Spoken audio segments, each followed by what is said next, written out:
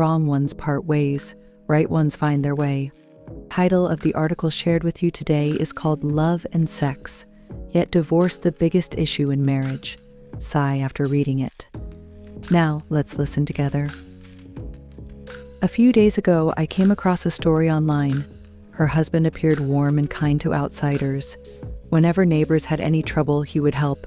When dining with friends, he would busily serve tea and water, and even give colleagues who lived out of the way a ride home. But at home, it was a different story.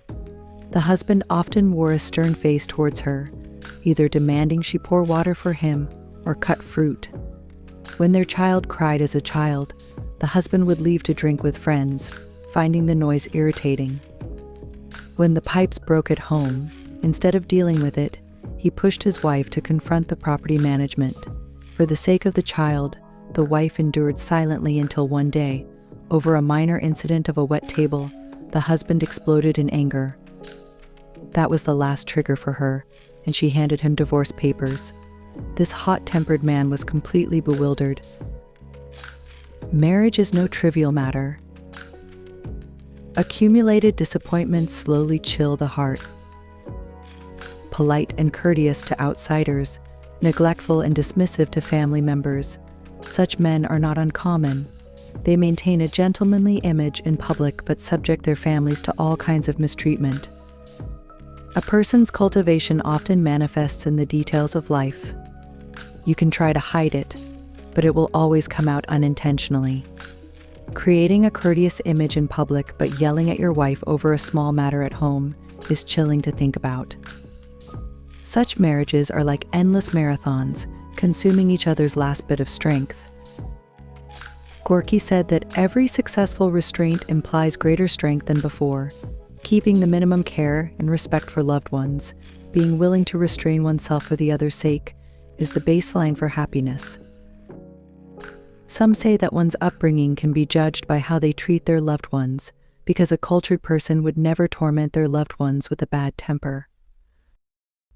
The famous writer Shi Taisheng, since becoming paralyzed, became erratic in temper, often leaving home in fits of anger, then returning as if possessed. Despite all the hurt he inflicted on his mother, she would hold his hand, suppressing her tears, and say, "Let's live well together." Little did he know that his mother was in the late stages of liver cancer, often enduring sleepless nights due to pain. One time, when reminiscing about the past with his mother and the word "run" came up accidentally, he suddenly fell silent and quietly left. Unexpectedly, that departure became a permanent farewell. As neighbors carried him to the car, he was coughing up blood profusely. His last words before passing away were, "My sick son and my underage daughter." Shi Taisheng always felt guilty towards his mother. He said, "I want to advise all children, never lose your temper with the dearest ones.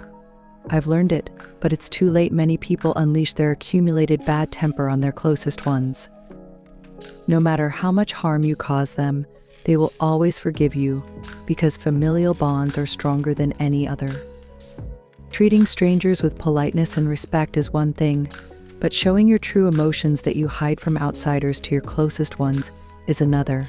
Only the closest ones can provide you with enough security to reveal your worst and most authentic side without fear of them leaving. But thinking that closeness is unconditional allows you to harm them recklessly, leaving you with nothing but endless memories and regrets. The desire for peace while the world remains restless, the desire to nurture while loved ones are neglected. Never wait until you lose the ones who love you the most to regret. Losing one's temper is instinctual, while restraint is a sign of cultivation. My grandmother was notorious for her temper and often quarreled with neighbors, but in my memory, my grandfather always smiled and responded softly when speaking to her. I always thought my grandfather was temperless. One day, while dining out with my grandfather, we encountered a very rude restaurant owner who was disrespectful to both customers and staff. My grandfather, whom I thought was always calm, couldn't stand it and gave the owner a piece of his mind. Later, I asked him why he was so angry.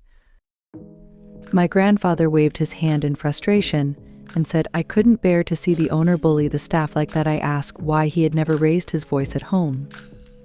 He replied, I know your grandmother's temperament too well. Every time I felt angry, I would restrain myself. Isn't it better to live peacefully together so? My grandfather wasn't naturally temperless, he was just constantly controlling his emotions, saving his best temper for his family. Even though he appeared strong and resolute on the surface, he was incredibly soft-hearted when it came to his loved ones. Napoleon said that someone who can control their emotions is greater than a general who can conquer a city. Everyone has their own temper, but only those willing to soften it in front of you when problems arise and who can tolerate and accommodate you are the best lubricants for conflicts in a relationship.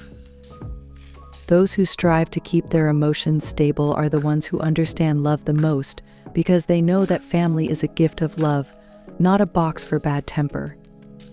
The best cultivation is not just being polite and respectful to strangers, but, more importantly, saving the best temper for your loved ones. Don't build a wall between yourself and your loved ones. Family is the longest companion in life. Parents have shown kindness to you, and your spouse and children love you. We should cherish and respect them the most. Don't wait until you lose them to regret. I hope you can be more patient with your parents and spouse. Learn to control your emotions. No matter how big the world is, you'll always return home. And no matter how many people you know, only family will always be there for you. Remember to save the best temper for your closest ones. That's all for today's sharing. Feel free to share your thoughts in the comments. Don't forget to like and share with your friends. Looking forward to meeting you again.